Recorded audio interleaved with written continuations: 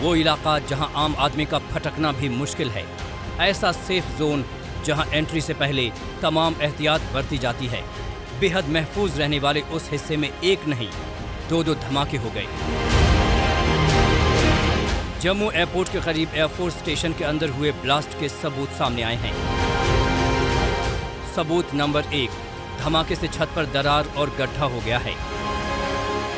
सबूत नंबर 2, उसी धमाके की वजह से छत के बीचों बीच वाला हिस्सा ढह गया है। सबूत नंबर 3, धमाके के निशान दीवारों पर दिख रहे हैं। सबूत नंबर 4 और सबूत नंबर 5। जम्मू हवाई अड्डे के तकनीकी क्षेत्र में कल मध्य रात्रि के बाद एक जो है 2 धमाके हुए और ये जो तकनीकी क्षेत्र है वो बिल्कुल जम्मू के जो वायुसेना स्टेशन है उसके अंदर स्थित है।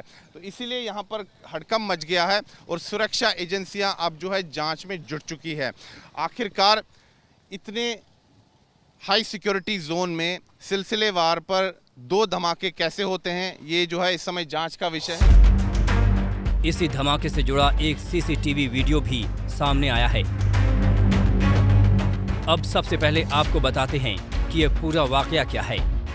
देर रात की बात है, 1:37 पर एयरफोर्स स्टेशन के अंदर विस्फोटक एक इमारत की छत पर गिरा। ठीक 5 मिनट बाद यानी 1:42 पर दूसरा धमाका होता है, लेकिन उसका लोकेशन इमारत से थोड़ी दूरी पर है। सबसे हैरानी और चिंता करने वाली बात यह है कि हमले में ड्रोन के इस्तेमाल के एंगल से भी जांच की जा रही है। मतलब साफ है, इस बात की आशंका है कि सामरिक रूप से अहम एयरफोर्स स्टेशन के अंदर विस्फोटक गिराने में ड्रोन का इस्तेमाल किया गया हो।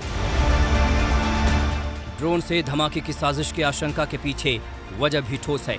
अब तक जो वाक़े हुए हैं उसके मुताबिक ड्रोन का इस्तेमाल कर 12 किलोमीटर तक विस्फोटक भेजने की जानकारी है और जम्मू एयरफोर्स से पाकिस्तान से लगी सीमा की दूरी 14 किलोमीटर है। इस आशंका के पीछे एक वजह यह भी है कि ड्रोन से किए जाने वाले ऐसे हमले को रडार से डिटेक्ट नहीं किया जा सकता। वायुसेना जो बयान जारी किया है उस बयान के अनुसार ये लो इंटेंसिटी के जो है 2 धमाके थे, लेकिन ये धमाके कैसे हुए, किसने करवाए, ये सभी अभी जो है जांच का विषय है। लेकिन रिपोर्टें जो आ रही हैं कि ये ड्रोन के जरिए हमला हुआ है, लेकिन वायुसेना और रक्षा प्रवक्ता ने इसका पूरी तरह से अभी कहा है, पत्रकारों को कहा है कि अभी इस पर इतनी जल्दी किसी कंक्लूजन पर नहीं आना चाहिए, जांच का विषय है।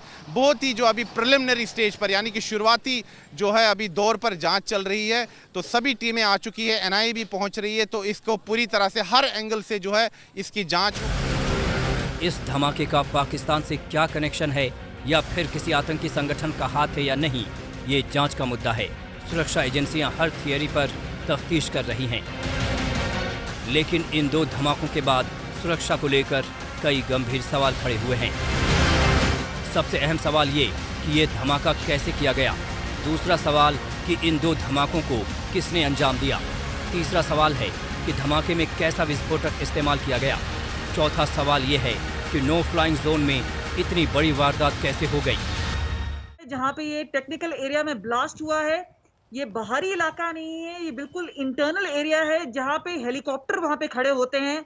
यानी अगर साजिश के तहत अगर वो हेलीकॉप्टर पे भी ड्रोन अटैक करना चाह रहे थे और उसे ध्वस्त करना चाह रहे थे तो शायद कर पाते, लेकिन अपने आप में बात ये है कि ड्रोन डिटेक्ट क्यों नहीं हो पाया। एयरफोर्स स्टेशन के आसपास चप्पे चप्पे पर सुरक्षा बलों की तैनाती है। ब्लास्ट वाली जगह पर फॉरेंसिक टीम सबूत खंगाल रही है। अब एनआईए और एनएसजी की टीमें भी जांच में शामिल हो रही हैं।